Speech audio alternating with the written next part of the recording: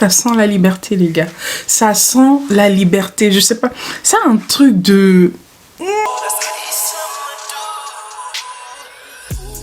Hello tout le monde, bienvenue sur ma chaîne. Si vous n'êtes pas abonné, n'hésitez pas à vous abonner. Aujourd'hui, on va parler de parfum, de senteur. Et comment vous dire, je suis une fan, mais à un niveau où, voilà, faut pas. J'ai pu faire des achats que je regrette. Donc aujourd'hui, je vais vous présenter quelques parfums que je surkiffe et d'autres que malheureusement je regrette d'avoir acheté. J'ai pris ça, c'est des papiers mouchoirs que je vais utiliser pour sentir avec vous, parce que ce qui est bien, c'est de pouvoir les sentir au moment où j'en parle pour vous donner un avis réel. Donc on va commencer tout de suite avec l'un de mes préférés, celui que j'adore, c'est le Gabriel de Chanel. Celui-là, je le mets quand j'ai des événements spéciaux. Ça sent le... Je suis sûre de moi. Je suis sûre que tu pourras même pas me demander combien coûte mon parfum parce que tu peux pas l'acheter en fait. Bref, enfin, il est pas si cher que ça, mais c'est le genre de parfum que tu mets quand t'as de l'assurance, quand tu sais que là, quand tu vas passer, les gens vont te regarder. Et donc lui, si je dois mettre une note, c'est vraiment le 10 sur 10, 15 sur 10. J'aime beaucoup l'odeur. C'est une odeur qui reste toute la journée, même plus dans les vêtements. On passe au deuxième parfum que j'adore, c'est le 4 de Boucheron. Déjà, on parle du packaging, s'il vous plaît. Le bouchon là qui fait genre bague, il se ferme comme ça. Et je trouve le packaging trop beau. Parle de ce qu'il y a dedans.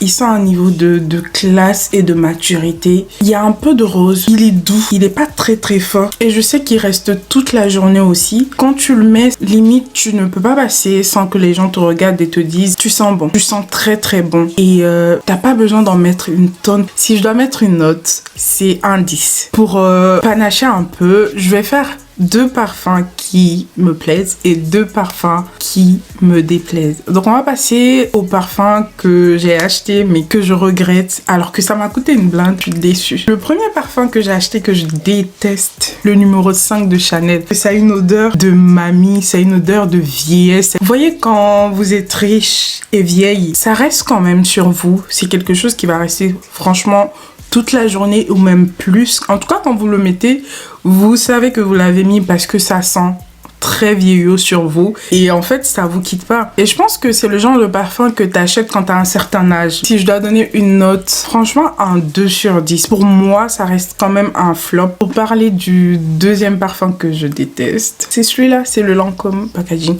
Je le trouve super top. Je trouve que, enfin, le côté plat comme ça, je trouvais ça trop original. Le contenu, au début je me suis dit tiens, ça sent bon, ou peut-être qu'avec le temps je vais m'habituer ou je vais aimer, mais au final je pense que je n'aime pas, mais pas du tout.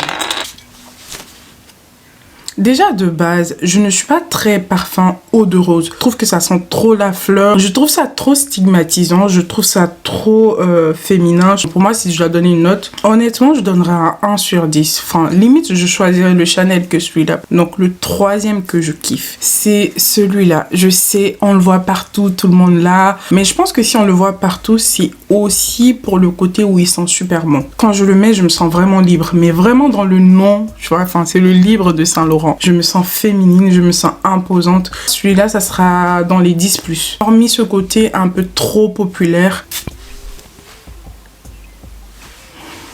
Ça sent la liberté, les gars. Ça sent la liberté. Je sais pas. C'est un truc de... Ensuite, on va passer au 4e parfum que j'adore.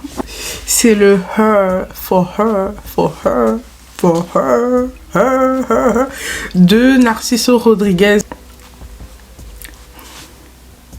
Ça fait partie des parfums. Regardez comment je l'économise. Pourquoi je l'ai pris en 50? Parce que je peux le racheter, mais le voir en 100 en me disant que en 100 millilitres, en me disant qu'il sent bon. En fait, pour comprendre l'amour que j'ai pour les parfums, faut comprendre que je suis le genre de personne. Tu peux passer, t'as mis ton parfum et je sais, je peux deviner quel genre de parfum t'as mis. Sensualité. Oui, je suis là. Je suis serviable. Je suis toute douce. J'exagère un peu, mais c'est ma façon à moi d'exprimer les choses. Celui-là, il fait partie de mes 10+. Troisième parfum que je déteste, c'est le Scandale de Jean-Paul Gaultier. Celui-là, je trouve que ça sent trop fort, mais j'aime bien qu'on aille percer le mystère. Quand on met un parfum, j'aime bien qu'on se questionne, qu'on se dise qu'est-ce que t'as mis. Si je dois mettre une note, pour moi ça sera un 5/10. C'est pas que je le déteste, mais je ne le rachèterai pas. En quatrième parfum que je déteste, c'est celui-là, l'eau tendre de Chanel, c'est le Chance. Heureusement que je l'ai pas pris ensemble. Je trouve que l'odeur ne tient pas assez. Je trouve que ça sent le rose. Ça sent trop le rose. Ça a ce côté de... Toi, dans tes narines, ça sent le rose. Mais t'es rassuré que les gens sentent pas que t'as mis un parfum. Je pense que je l'ai acheté parce que c'est du Chanel. Je pense. Malheureusement, je l'ai acheté pour le nom. On va passer au dernier parfum que j'adore. C'est le Aura de Mugler. Le premier parfum Mugler que j'ai testé, laissez-moi vous montrer. C'est le Alien. Quand tu le mets, on sent que tu as mis un parfum. L'inconvénient, c'est qu'on sait tout de suite ce que tu as mis. Je pense qu'il a une spécialité de créer des parfums avec des packaging, mais super originaux, avec des senteurs vraiment sensuelles. Tu ne peux qu'être amoureuse. Il n'y a pas un homme, tu vas mettre ça, il va se dire, elle sent pas bon. Tu sens bon. Je l'ai pris en 50 parce qu'il n'y avait pas en 100. Il y aurait un 150, j'aurais pris. Il fait partie de mes 10+. Le dernier parfum que je déteste, c'est le Valentino. Un peu comme le Gaultier.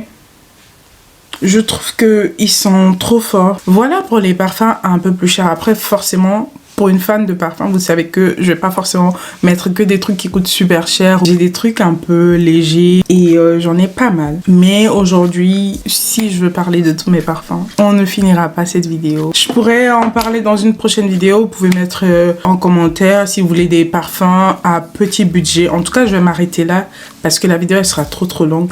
N'hésitez pas à commenter, à liker, à vous abonner, à mettre en commentaire si vous voulez une deuxième partie. Et moi, je vous dis merci d'avoir regardé cette vidéo. À bientôt. Bye.